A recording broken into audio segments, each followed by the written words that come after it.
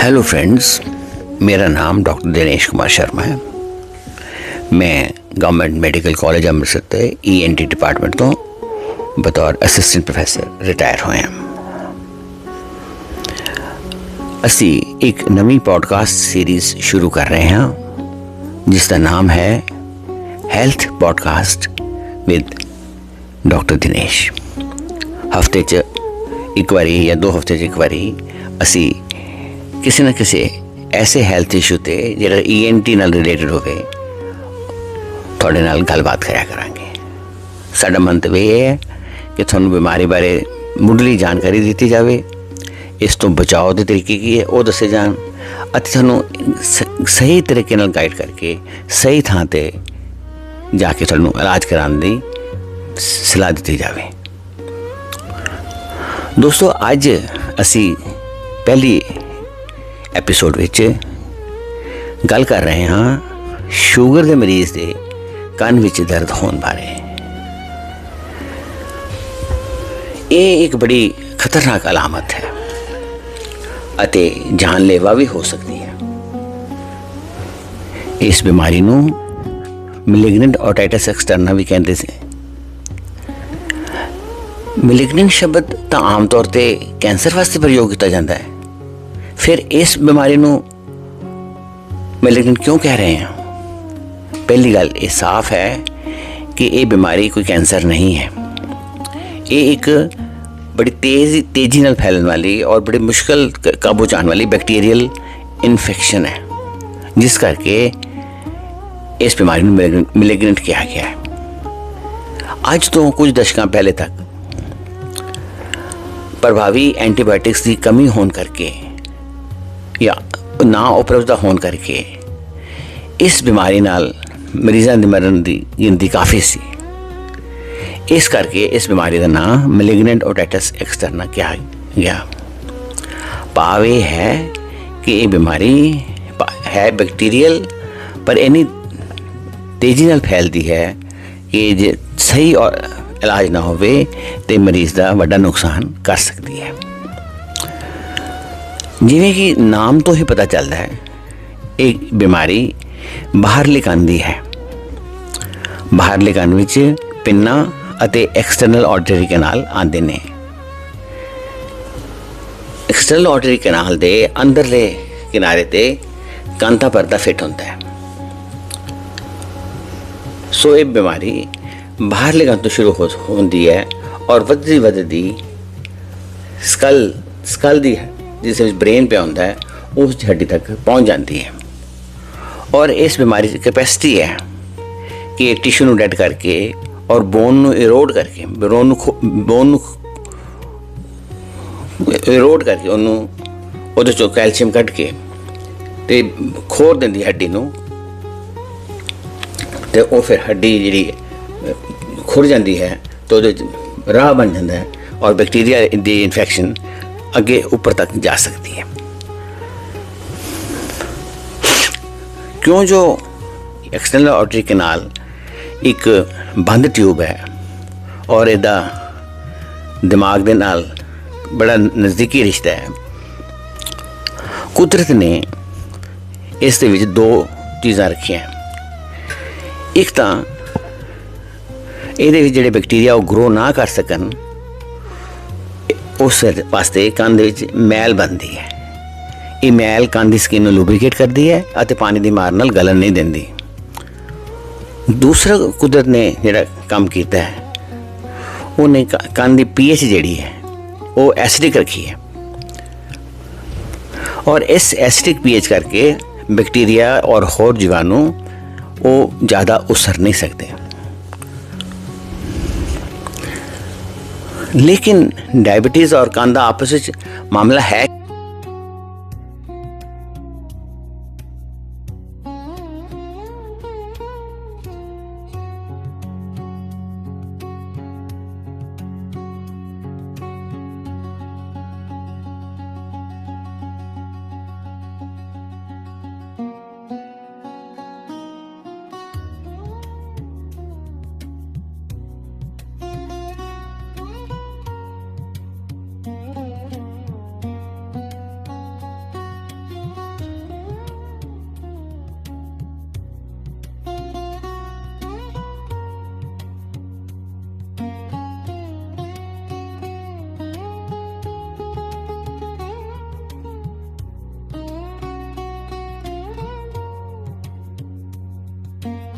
ਹੁਣ ਅਸੀਂ immuno deficiency ਨੂੰ ਅੰਡਰਸਟੈਂਡ ਕਰਨ ਦੀ ਕੋਸ਼ਿਸ਼ ਕਰਦੇ ਹਾਂ।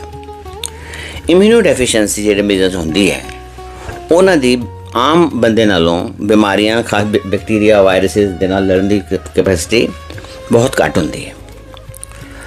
ਸਭ ਤੋਂ ਜ਼ਿਆਦਾ ਕਾਮਨ ਕਾਜ਼ ਜਿਹੜਾ ਇਮਿਊਨੋ ਡੈਫੀਸ਼ੀਐਂਸੀ ਦਾ ਹੈ ਉਹ ਹੈ ਡਾਇਬੈਟਿਕਸ, ਔਰ ਉਹ ਵੀ ਉਹ ਡਾਇਬੈਟਿਕਸ ਜਿਹੜੇ ਪੂਰ ਕੰਟਰੋਲ ਜਿਨ੍ਹਾਂ ਦਾ ਸ਼ੂਗਰ ਦਾ ਹੁੰਦਾ। ਸੋ ਜਿਨ੍ਹਾਂ ਦੀ HB1AC 7% ਤੋਂ ਜ਼ਿਆਦਾ ਰਹਿੰਦੀ ਹੈ ਉਹਨਾਂ ਨੂੰ ਅਸੀਂ ਪੂਅਰ ਕੰਟਰੋਲ ਡਾਇਬੈਟਿਕਸ, ਪੂਅਰਲੀ ਕੰਟਰੋਲ ਡਾਇਬੈਟਿਕਸ ਕਹਿੰਦੇ ਹਾਂ। ਸੋ ਇਮਿਊਨੋ ਡੈਫੀਸ਼ੀਐਂਸੀ ਦੇ ਵਿੱਚ ਜ਼ਿਆਦਾ ਨਫਰੀ ਜਿਹੜੀ ਹੈ ਉਹ ਡਾਇਬੈਟਿਕਸ 'ਤੇ ਹੀ ਆਉਂਦੀ ਹੈ। ਦੂਸਰੇ ਨੰਬਰ 'ਤੇ ਹੈ ਹਿਊਮਨ ਇਮਿਊਨੋਡੈਫੀਸ਼ੀਐਂਸੀ ਵਾਇਰਸ, HIV AIDS ਵਾਲੇ ਮਰੀਜ਼। ਉਹ ਮਰੀਜ਼ ਜਿਹੜੇ ਕਿਡਨੀ ਦੇ ਪੁਰਾਣੇ ਬਿਮਾਰ ਨੇ ਔਰ ਉਹ ਡਾਇਲਿਸਿਸ 'ਤੇ ਨੇ, ਉਹਨਾਂ ਨੂੰ ਵੀ ਅਸੀਂ ਇਮਿਊਨੋ ਡੈਫੀਸ਼ੀਐਂਟ ਗਿਣਦੇ ਹਾਂ। ਔਰ ਫਿਰ ਕੈਂਸਰਸ ਦੇ ਪੇਸ਼ੈਂਟਸ, ਖਾਸ ਕਰਕੇ ਬਲੱਡ ਕੈਂਸਰ, ਹੌਜਕਿਨਸ ਲਿੰਫੋਮਾ ਜਾਂ ਹੋਰ ਕੈਂਸਰ ਦੇ ਪੇਸ਼ੈਂਟ ਜਿਹੜੇ ਕੀਮੋਥੈਰੇਪੀ 'ਤੇ ਜਾਂ ਰੇਡੀਓਥੈਰੇਪੀ 'ਤੇ ਇਲਾਜ ਕਰਵਾ ਰਹੇ ਨੇ। ਸੋ ਇਹ ਸਾਰੇ patients they are immunodeficient patients, or they are all prone to developing necrotizing otitis media or malignant otitis media. ਹੁਣ ਜਿਹੜੇ how is the diabetic ear different from a normal ear? ਇਹ ਗੱਲ ਸਮਝੋ ਕਿ ਕੰਨ ਤਾਂ ਉਹੀ ਹੈ, ਪਰ ਇੱਕ ਡਾਇਬੈਟਿਕ ਦਾ ਈਅਰ ज़्यादा क्यों प्रोन है to develop otitis externa, malignant otitis externa?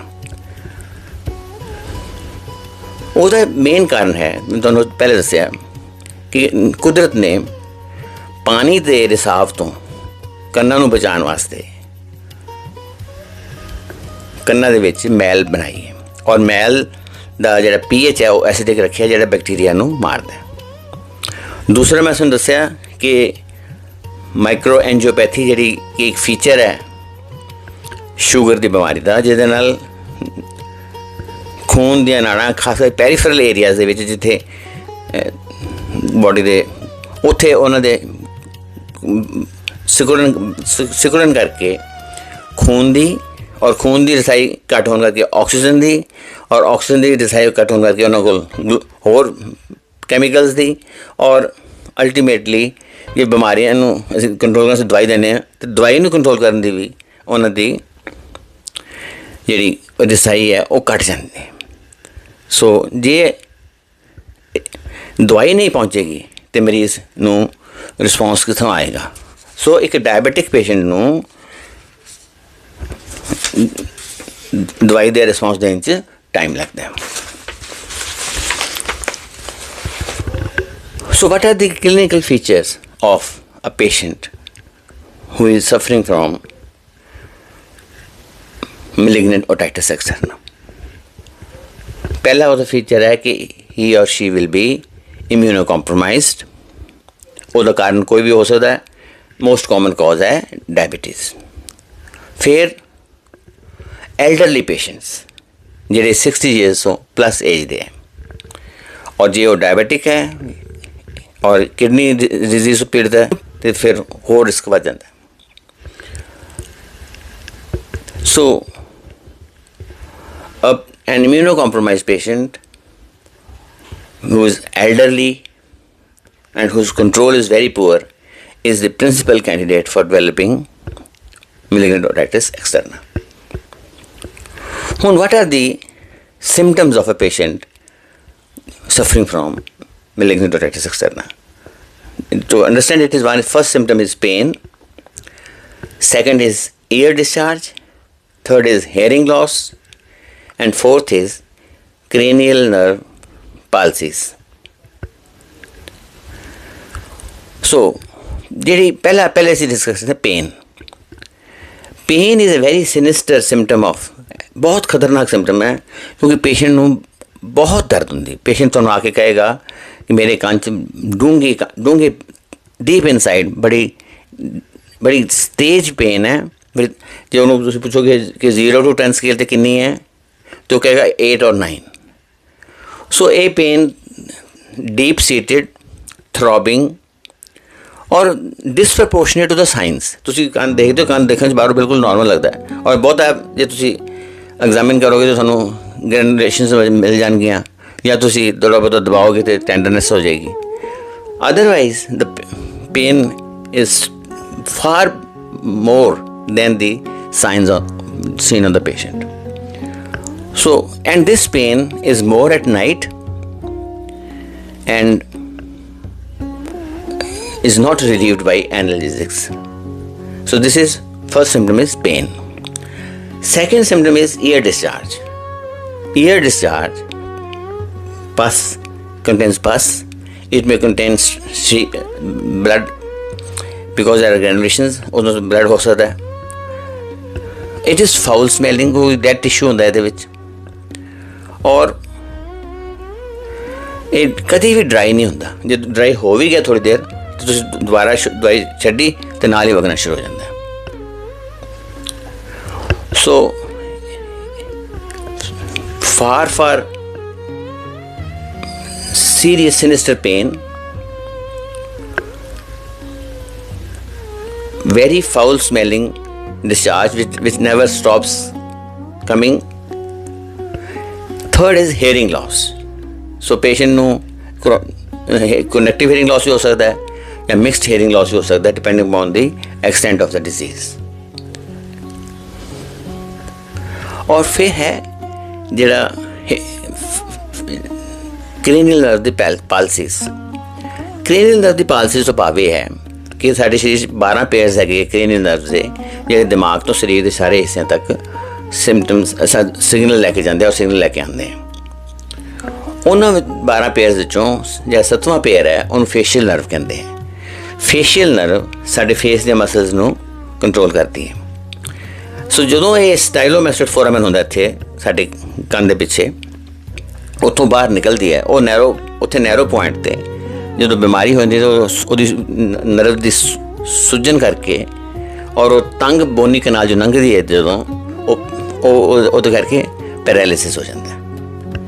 ਸੋ ਜੇ ਪੇਸ਼ੈਂਟ ਨੂੰ ਫੇਸ਼ੀਅਲ, ਸਭ ਤੋਂ ਪਹਿਲੇ ਫੇਸ਼ੀਅਲ ਪੈਰਾਲਿਸਿਸ ਹੁੰਦਾ ਹੈ, ਇਹ it is a warning sign that patient is seriously ill, and ਉਹਦੇ ਨਾਲ ਜੇ ਫੇਸ਼ੀਅਲ ਵੀਕਨੈਸ ਹੋ ਗਈ, ਫਿਰ ਜੋ ਬਿਮਾਰੀ ਵਧਣ ਕਰਕੇ ਸਵੈਲੋ ਕਰਨ ਦੀਆਂ, ਸਾਹ ਦੀਆਂ, ਬੋਲਣ ਦੀਆਂ ਇਹ ਸਮੱਸਿਆਵਾਂ ਹੋ ਸਕਦੀਆਂ, and it can be very serious complication. So the main symptoms of the patient are very severe pain, refractory ear discharge, hearing loss and facial palsy. ਇਹ ਸਾਰੇ symptoms ਜਿਹੜੇ ਹੈ ਇੱਕ ਪੇਸ਼ੈਂਟ ਦੇ ਹੁੰਦੇ ਹੈ। ਔਰ ਇਹ ਜਿਹੜੀ ਬਿਮਾਰੀ ਹੈ ਇਹ ਡੈਡ ਟਿਸ਼ੂਜ਼ ਨੂੰ ਡੈਡ ਕਰਦੀ ਹੈ, ਬੋਨ ਨੂੰ ਖੋਰਦੀ ਹੈ, ਔਰ ਬੋਨ ਨੂੰ ਜਦੋਂ ਖੋਰਦੇ ਅਤੇ ਜਿਹੜੀ ਸਕਲ ਦੀ ਬੋਨ ਹੈ ਉਹਦੇ ਬਿਲਕੁਲ ਨਾਲ ਪਈ ਹੈ, ਉਹਦੇ 'ਚੋਂ ਇਹ ਬਿਮਾਰੀ ਦਿਮਾਗ 'ਚ ਜਾ ਕੇ ਬ੍ਰੇਨ ਐਪਸੈਸ, ਮੈਨਿੰਜਾਈਟਿਸ ਇਹੋ ਜਿਹੀਆਂ ਕੰਪਲੀਕੇਸ਼ਨਸ ਕਰ ਸਕਦੀ ਹੈ। ਅਸੀਂ ਇਸੇ ਕਰਕੇ ਇਹ ਟੌਪਿਕ ਅੱਜ ਤੁਹਾਡੇ ਵਾਸਤੇ ਚੁਣਿਆ ਹੈ ਕਿ ਸ਼ੂਗਰ ਦਾ ਜਿਹੜੀ ਨਫਰੀ ਹੈ ਉਹ ਹਿੰਦੁਸਤਾਨ ਦੇ ਵਿੱਚ ਲਗਾਤਾਰ ਵੱਧ ਰਹੀ ਹੈ, ਔਰ ਜਿੰਨੇ ਜ਼ਿਆਦਾ ਸ਼ੂਗਰ ਦੇ ਮਰੀਜ਼ ਹੋਣਗੇ ਉਨੇ ਜ਼ਿਆਦਾ ਇਮਿਊਨੋ ਡੈਫੀਸ਼ੀਐਂਸੀ ਦੇ ਪੇਸ਼ੈਂਟ ਮਿਲਣਗੇ, ਔਰ ਉਨੇ ਜ਼ਿਆਦਾ ਲੋਕਾਂ ਨੂੰ ਇਹ ਹੋਣ ਦਾ ਖਤਰਾ ਹੈ ਮੈਲਿਗਨੈਂਟ ਰੋਡਰੀ ਸਕਸਰਨਾ ਦਾ। ਸੋ ਇਸ ਤੋਂ ਪਹਿਲੇ ਕਿ ਅਸੀਂ ਇਹ ਗੱਲ ਕਰੀਏ ਕਿ ਇਹਦਾ ਟ੍ਰੀਟਮੈਂਟ ਕੀ ਕਰਨਾ ਹੈ, ਇਹਨੂੰ ਪ੍ਰੀਵੈਂਸ਼ਨ ਨੂੰ ਸਮਝਣਾ ਜ਼ਿਆਦਾ ਜ਼ਰੂਰੀ ਹੈ ਕਿ ਹਾਊ ਟੂ ਪ੍ਰੀਵੈਂਟ। ਜਿਹੜਾ ਹੈਲਦੀ ਇੰਡੀਵਿਜੂਅਲ ਦੇ ਵਿੱਚ ਕੰਨ ਦੇ ਪਾਣੀ ਜਾਂਦਾ ਹੈ ਔਰ ਉਹਨੂੰ ਕੰਨ ਥੋੜ੍ਹਾ ਬਹੁਤਾ ਪ੍ਰੋਬਲਮ ਕਰ ਸਕਦਾ ਹੈ, ਉਹਨੂੰ ਅਸੀਂ ਕਹਿੰਦੇ ਹਾਂ ਸਵਿਮਰਜ਼ ਈਅਰ। ਪਰ ਉਹ ਸਵਿਮਰਜ਼ ਈਅਰ ਜੇ ਡਾਇਬੈਟਿਕ ਹੋਵੇ ਤਾਂ ਉਹਦੇ 'ਚੋਂ ਮੈਲਿਗਨੈਂਟ ਓਟਾਈਟਿਸ ਸਕਸਰਨਾ ਬਣ ਸਕਦਾ ਹੈ। ਸੋ ਪਹਿਲੀ ਗੱਲ ਤਾਂ ਇਹ ਹੈ ਕਿ ਜੇ ਸਵਿਮਿੰਗ ਵਗੈਰਾ ਕਰਨੀ ਹੈ तो सदा साफ सुथरे पानी वाले पूल करो। जिथे पानी गंदा है उस पूल कदे भी स्विमिंग करन ना जाओ। दूसरा यूज़ करो ਜਿਹੜੇ ईयर प्लग्स ਜਿਹੜੇ ਹੈ ਉਹ ਪਾਣੀ ਦੇ ਅੰਤਾਂ ਜਾਣ ਨੂੰ ਰੋਕਦੇ ਹੈ। ਔਰ ਤੀਸਰਾ ਹੈ ਕਿ ਜਦੋਂ ਕੰਨ ਤੁਸੀਂ ਸਵਿਮਿੰਗ ਪੂਲ ਤੋਂ ਵਾਪਸ ਆ ਰਹੇ ਹੋ, ਘਰ ਆ ਕੇ ਪਹਿਲੇ ਉਹਨੂੰ ਕੰਨ ਨੂੰ ਡਰਾਈ ਕਰੋ ਔਰ ਉਹਦੇ ਵਿੱਚ ਔਰ ਜਿਹੜੇ ਕਹਿੰਦੇ ਵੀ ਜੇ ਜ਼ਿਆਦਾ ਗਿੱਲਾ ਹੋਇਆ ਹੈ ਔਰ ਜ਼ਿਆਦਾ ਪ੍ਰੋਬਲਮ ਹੈ ਤੇ ਤੁਹਾਨੂੰ ਇਹ ਹੇਅਰ ਡਰਾਇਰ ਨਾਲ ਕੰਨ ਅੰਦਰੋਂ ਡਰਾਈ ਕਰ ਲਓ, ਏਅਰ ਡਰਾਈ ਕਰੋ। ਔਰ ਫਿਰ ਇੱਕ ਈਅਰ ਡ੍ਰੌਪਸ ਤੁਸੀਂ ਡਾਕਟਰ ਦੀ ਪ੍ਰੈਸਕ੍ਰਿਪਸ਼ਨ ਲੈ ਕੇ ਬਣਾ ਸਕਦੇ ਹੋ, ਜਿਹਦੇ 'ਚ ਐਲਕੋਹਲ ਔਰ ਐਸੀਟਿਕ ਐਸਿਡ ਦਾ ਪਾ ਕੇ ਉਹ 2-3 ਡ੍ਰੌਪਸ ਪਾ ਕੇ ਤੁਸੀਂ ਕੰਨ ਦਾ ਜਿਹੜਾ ਵਾਤਾਵਰਨ ਹੈ ਉਹ ਐਸੀਟਿਕ ਕਰ ਸਕਦੇ ਹੋ। So keep the ear dry and if you are going to swimming pool ਉਹਨੂੰ ਬਿਲਕੁਲ ਘਰ ਆ ਕੇ ਸੁਕਾਓ ਔਰ ਸਾਫ਼ ਪਾਣੀ ਵਾਲੇ ਪੂਲ ਦੇ ਵਿੱਚ ਨਹਾਓ। दूसरा अपना डायबिटिक कंट्रोल रखना ठीक रखना बहुत ज़रूरी है। जे थोड़े डायबिटिक कंट्रोल ठीक नहीं है तो मामूली जी एक कंन दे स्क्रैच भी कल मैलिग्नेंट ओटाइटिस एक्सटर्ना बन सकता है। सो कंन नूं ड्राई रखना है।